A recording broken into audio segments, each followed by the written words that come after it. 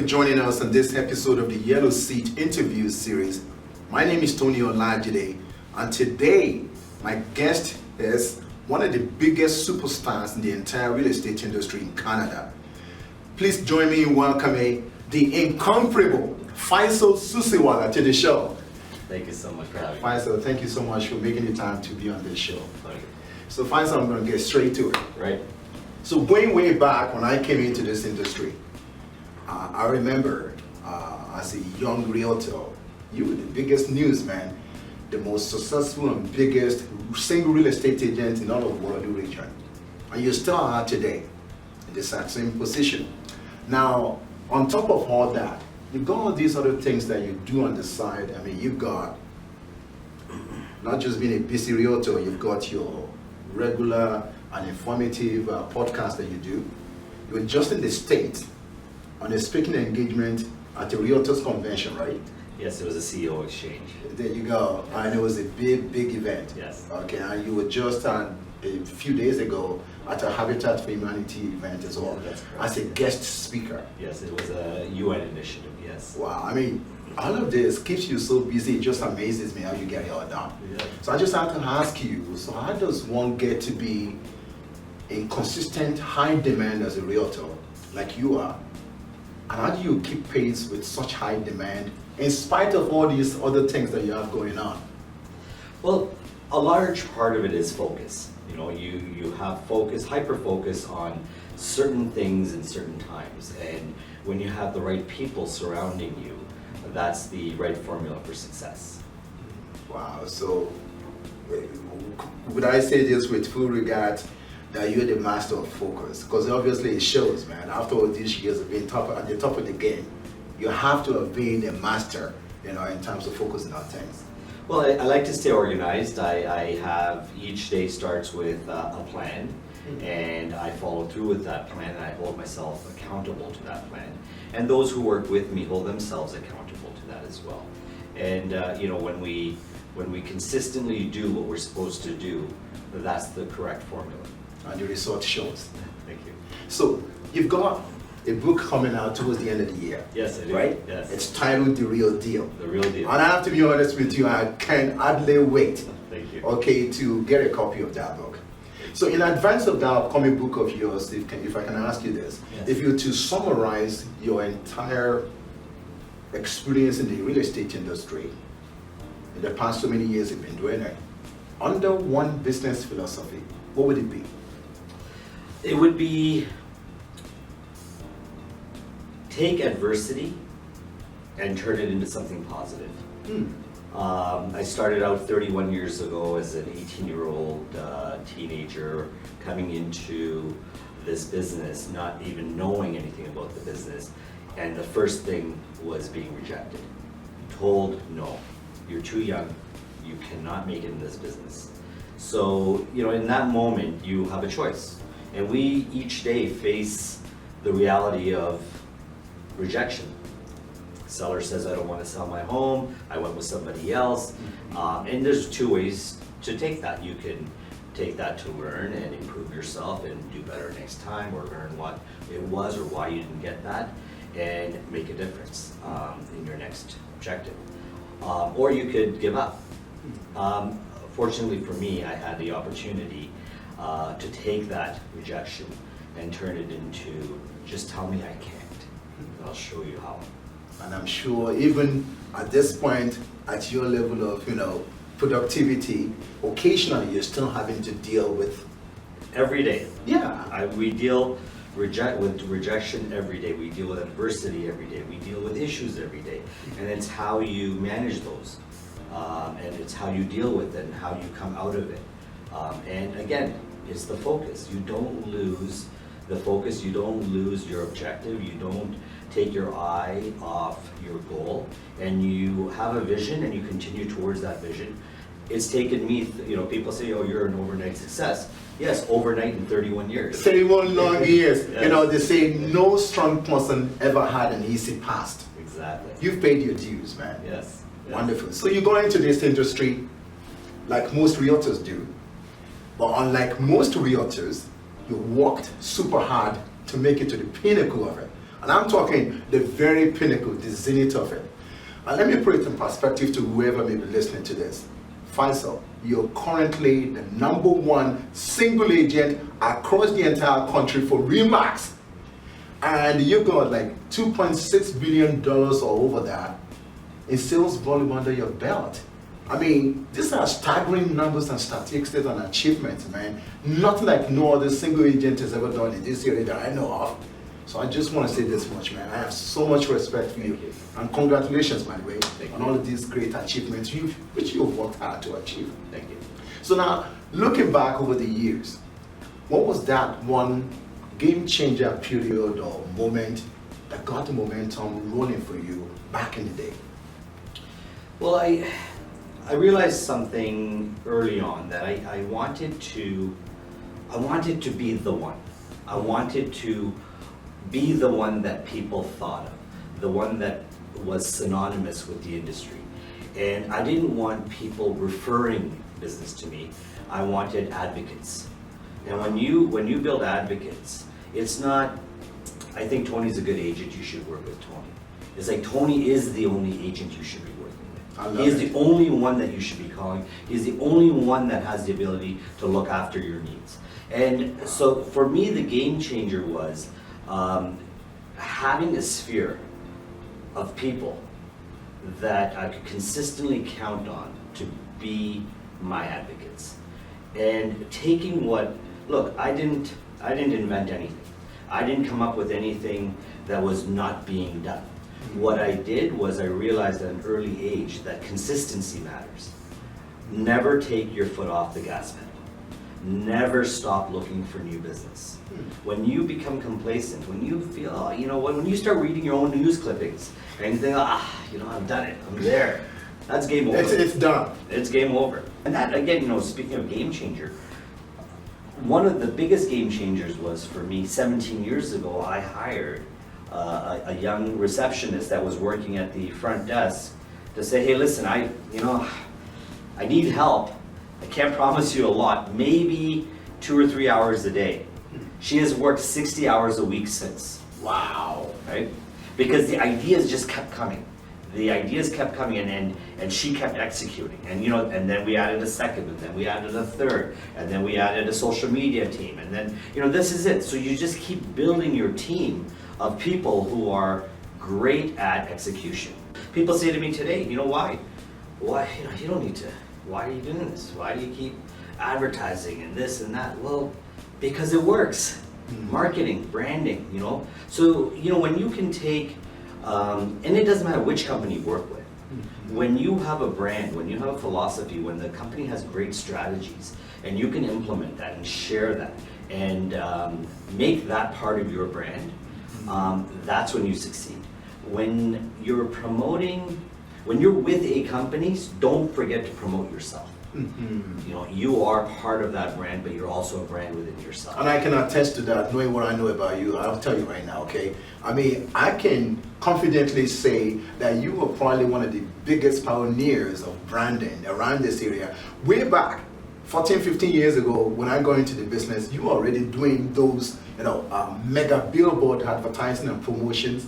I saw Faisal everywhere. Even before I became a realtor, I knew who Faisal was. And today, you haven't stopped being yourself, being that driven person that consistently going, like you said, going after being the one. So you take Coca-Cola, for example. Coca-Cola is a multi-billion-dollar industry company, Yes. Yet they still advertise. They don't say, hey, we have 78% of the market share on beverages in the world. Why do we need to advertise? Why do we need to pay, X millions of dollars per Super Bowl commercial? We could just relax and say, you know what, we're there, we've got it. They didn't stop. Because there's always somebody nipping at your heels. Exactly. The next contender. So they didn't stop branding. They didn't stop associating themselves with the next biggest thing, evolution. When you become complacent, when you say, okay, you know what? I've got my little Rolodex and it's full. I come from a time when fax machines were technology, right? Fax machines were technology. Today, what we can do in a minute used to take a day to do, Wow. right? You know, you DocuSign and all of these things. That we What a have. difference. Exactly. So, you know, it's part of what you need to do. Someone needs to see your name 11 times before they'll remember it. Wow. Right? I feel fortunate that I have a foreign name, because maybe that gives me a little bit of an edge where it's different, right? It's not Bill Smith, and no offense to any of the Bill Smiths out there, but it's something unique, and sometimes you can take that uniqueness and say, oh, I better change my name to Frank. But can I say this again, Faisal? I understand where you're coming from, but it's not just in the name. It's the person and the drive behind the name. Absolutely. You could be sitting here named John Smith. Yes. Or you could be a mediocre kind of realtor if you didn't push yourself. Absolutely. Or you could be John Smith and still be the mega realtor that you are today, 100%. right? The effort that you put behind it. So, Faisal, I just wanted to ask you this. Given what you know today, would you have done anything different when you started way back? Given what you know. A few things. I would have been hyper-focused early on. So when I started in the business, you know, I was taking whatever I could get. Well, you were a prodigy, man. You were an 18-year-old prodigy, you know? Exactly. But at the same time, you know, I was running after leases, I was running after commercial, I was running after industrial, I was running after listings, buyers. There was no real focus. So, you know, you got to pick a lane initially and stay in that lane and become the expert of that lane. And then start branching out if that's what you choose to do. I've chosen residential real estate as my lane, and although I have other interests offline, I still have residential real estate as my bread and butter, and that's my lane that I've chosen. Number two, I would have invested more. I would have invested more in my brand, in my name, in my marketing, in my farming area. Look, I've never door knocked in my life. I've never picked up a phone in my life. What I did early on was I started sending out flyers, because there was no emails and there was no Instagram and Facebook. So in those days, you know, you wanted to reach somebody, and if you had a fear of rejection like I did, you didn't want to knock on doors. But you still have to reach out to them. Passive marketing. Passive marketing. Right? That's where the billboards came. That's That's where the benches came. That's where the buses came. That's where the flyers came. I wanted to become part of that culture without being that annoying guy on the other side of the door or the annoying person on the other end of the phone. And that, for me, that wasn't an option. I did not want to do those things. I don't like it when somebody knocks on my door. I don't like it when I get a cold call. Why do I think that I'm special and they're going to appreciate my call? So the passive marketing was the ideal path Now, for Faisal. but I didn't invest as much as I should have in my earlier years. When I started investing more, my business grew more. I started getting more calls, I started getting more leads, I started getting more business. That's where I realized 10 years into the business that I need to amp up my marketing budget. And at that moment is when I started seeing, you know, it's look, you've got to invest in your business. We're in a very amazing business that we don't have to go out and buy the vehicles to put on a car lot to sell them. Our inventory is free. Yes. So where are we investing? On ourselves, on our brand. And that's where the value is.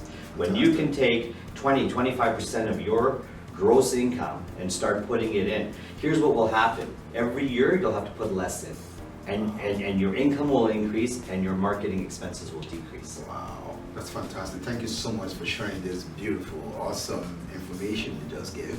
So now, fast forward now to the organization that Faisal has, okay, and an enviable one.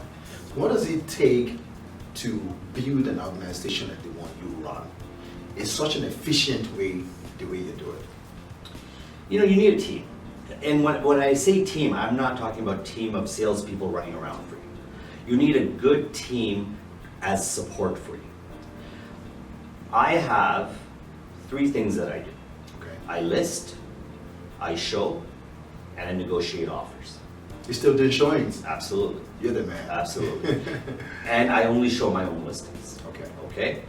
I have a referral network. I refer business out to other agents that wish to show listings. And so if I get a call from somebody, they want to see 15 homes on the weekend, of course I want their business. But I'll refer them to someone who has the time and the ability to spend with them. I'll still oversee it. But that's my business model. So now, outside of listing, showing, and of course negotiating, there's a lot more to the Faisal network of activities, right? So Look, then, essentially, you've leveraged yourself out in different ways. Well, look, I eat, sleep, breathe this business. Really? This is what I do. I can feel it. This is what I do. And I have other interests. However, I don't take my focus off of listing, showing, negotiating. That's it. Because Wow. that is the catalyst, and that's what fuels my other businesses. So you know, we have to look at this industry and say, okay, how do we monetize our license? How do we take our license and do something with it beyond, hey, I'm just going to show a house and earn a commission? What more can you do? What opportunities does that give you? How do you assemble people? Secondly, you need, when I say a team, competent people that can execute, right? The ideas have to be yours. And The vision, the everything. vision has to be yours. You need competent people that can take your vision and kind of be in your head and execute. And I'm very fortunate that my staff, the people that have worked with me, and some of them have been with me for 17 years, Wow. I think it, they do it, Wow. right? And that's important. And when Because you- they believe in it. and They when you believe in align you. yourself with people like that, that believe in you, believe in your model, vision, your model. and your vision, then they're going to be, and they're there for the journey. They're there for that journey. That's amazing. So, if you were to narrow down your encyclopedic worth of knowledge and experiences in the real estate industry over what, 31 years, Yes. down to just 5 valuable pieces of advice for any realtor out there, or any business person, for sure, what would those 5 golden nuggets be?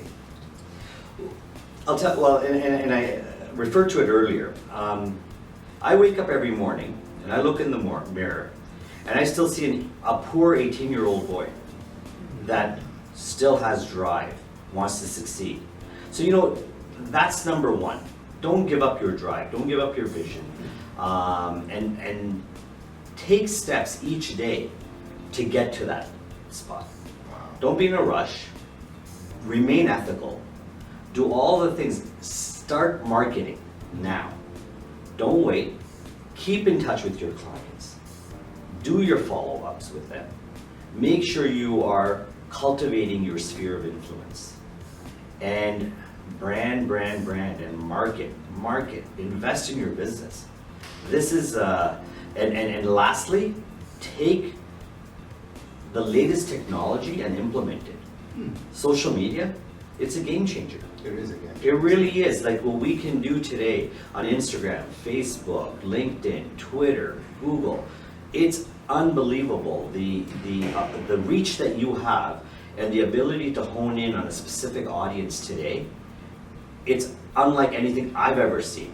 We used to throw out a newspaper ad, and you'd have a 30,000 distribution, and you might get 4 calls. Today I can reach an audience of 10,000 people and have 2,500 views specific to their needs, which is fantastic. Just like that. I'm telling you, man, Faisal, I'm so glad you're writing a book. Okay, I hope some of these things you've discussed with us today is actually They're all in there, yes. And I tell you this much: if you want to write a book, the industry would have written a book on you, man. No, There's so very much to Faisal. Thank you so Thank much you. for My coming pleasure. on this show. Pleasure. Such a great pleasure. Thank you so much. Whew. What a show today, and what a guest. So glad to have had Faisal here. Please join us again next time. We look forward to seeing you then. Be good, be powerful.